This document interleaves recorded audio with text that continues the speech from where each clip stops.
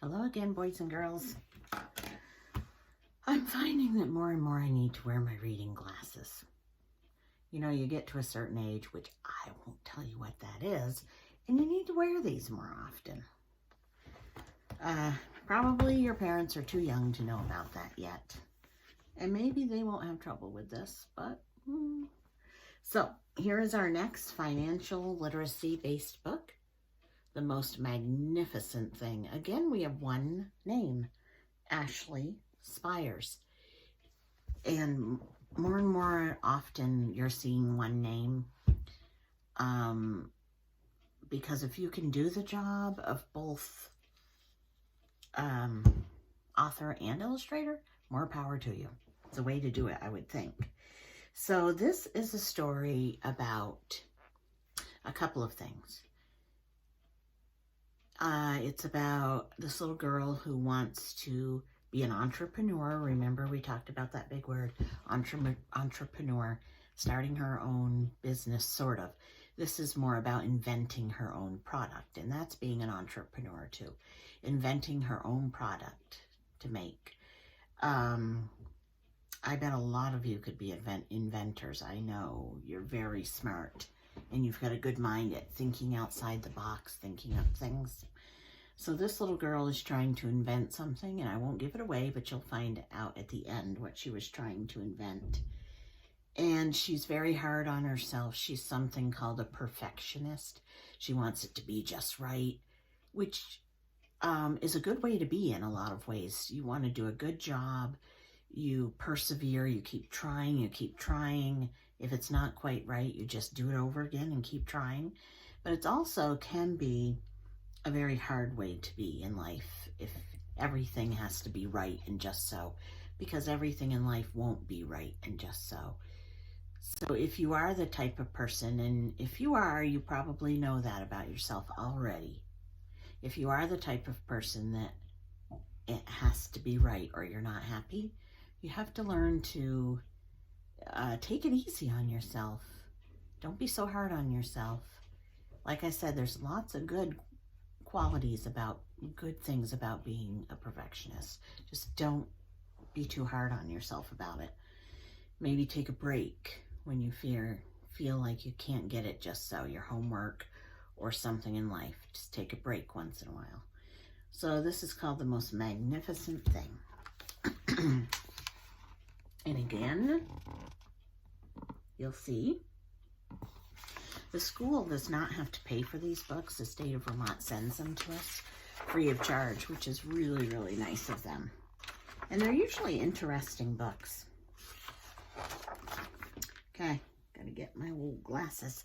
Get caught in this head of hair. Lucky I can find them again. Okay, this is a regular girl and her best friend in the whole wide world. They do all kinds of things together. They race, they eat, they explore, they relax.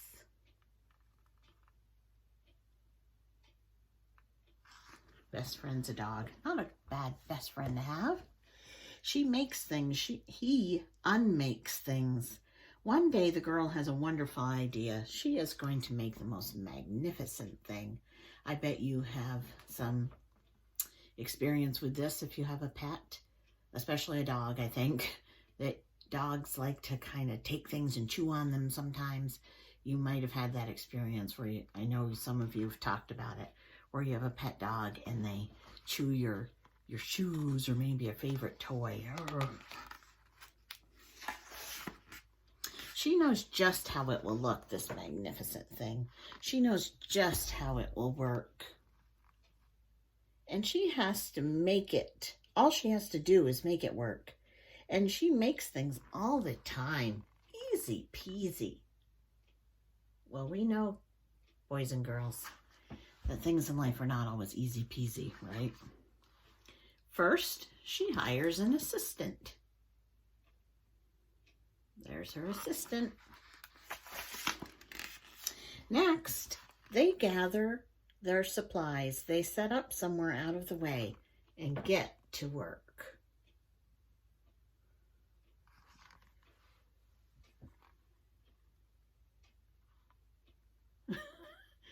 I don't know that that would really qualify for out of the way, do you?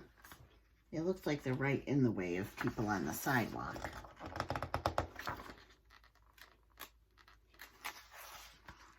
The girl tinkers and hammers and measures while her assistant pounces and growls and chews. Because that's what dogs do. When she is finished, she steps back to admire her work. She walks around one side. Her assistant examines the other side. It doesn't look right. Her assistant picks it up and gives it a shake. It doesn't feel right either.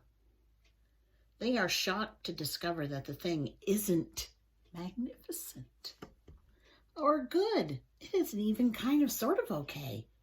It's all wrong. The girl tosses it aside and gives it another go. Right? She's persevering.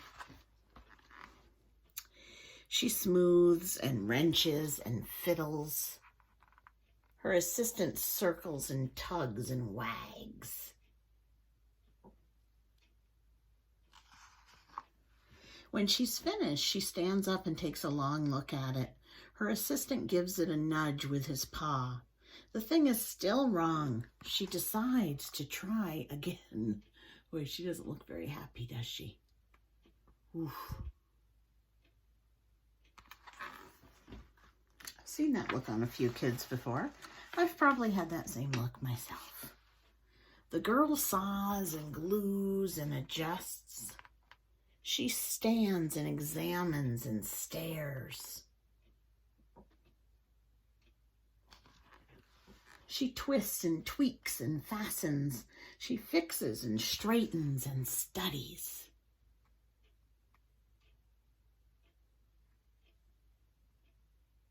That dog is cute.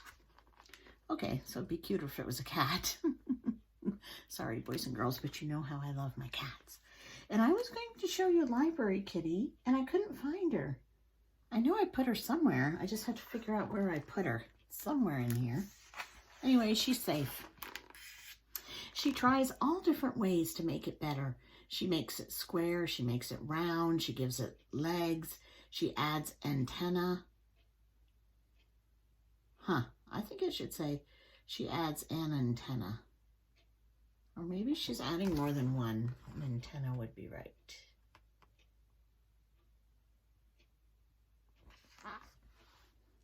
She makes it fuzzy. She makes it long, short, rough, smooth, big, small. One even smells of stinky cheese. Ew. But none of them are magnificent.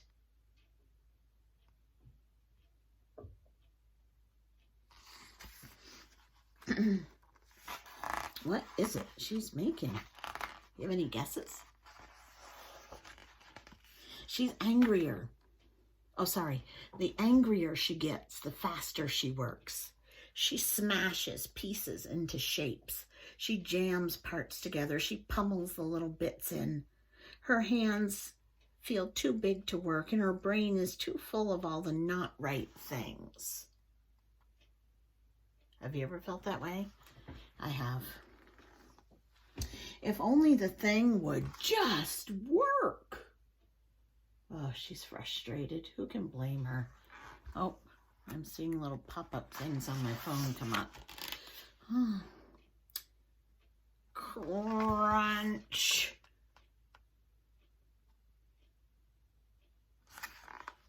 The pain starts in her finger. It rushes up to her brain.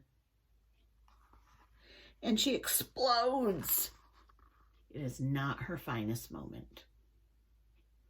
We've all had those times where things build up in us. I'm sure you've had this. If you haven't, I'd be surprised.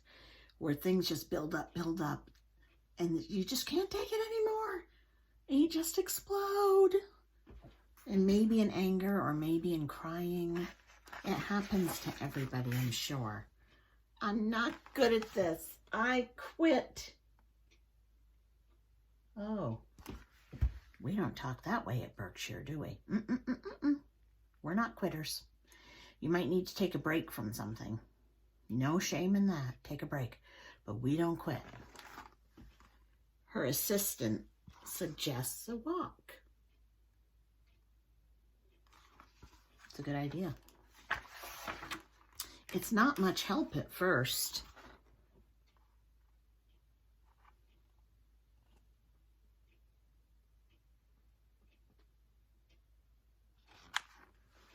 But before long, she starts to feel different.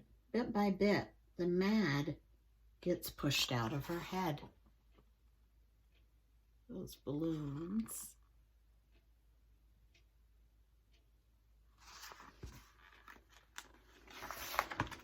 As they stroll along, she comes across the first wrong thing she made. The bad feelings are about to start all over again. Then she notices something surprising.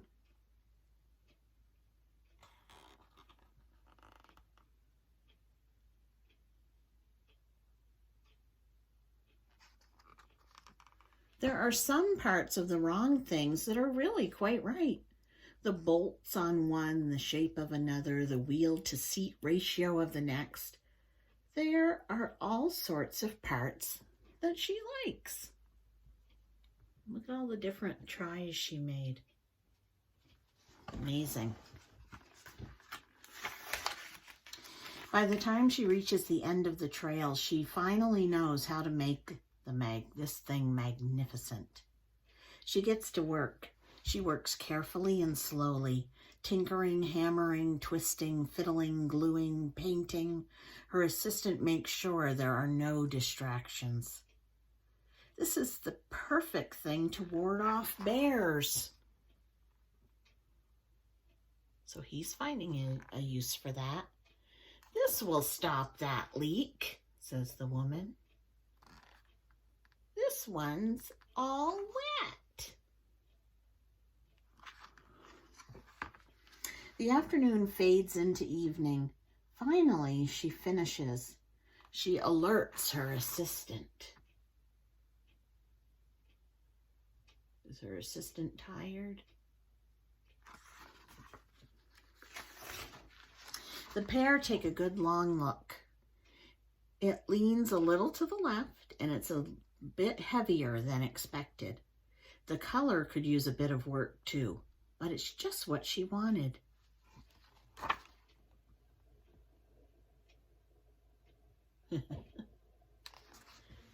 They climb aboard and take it for a spin. They are not disappointed. It really is the most magnificent thing. Isn't that nice? She made that for her friend and her assistant. The end. That was a good book, wasn't it? So I will be putting, you'll see this on Seesaw, obviously, and there will be a place where you can talk about, I don't know if you all know how to record your voice on Seesaw, but if you do know how to do that, you can just record your voice to this question to answer it. How do you persevere in life? What do you do to get by? What do you work on and not give up on? You can take a break from it, but don't give up on it. Could it be something like riding a bike? Could it be becoming a better reader, becoming better at math? Could it be, what else do you persevere at? If you like sports, maybe some kind of sport that you participate in. What do you work on that you don't give up on? You can take breaks from it, but you don't give up on it. You go back to it and you work, work, work. I know there's something. So you can respond in writing by writing a sentence or two, or you could respond by clicking on the microphone on Seesaw, if you know how to do that. If you don't worry about it. And if you don't know how to do that, I'll teach you when we get back to being in school together, which I can't wait for. So I miss you. I hope you're all staying safe. And when you see this on Seesaw, it will be Tuesday, and that's when we're supposed to get a big snowfall. So I hope you can get outside and enjoy the snow safely too. It's exciting. I'll see you soon. Take care.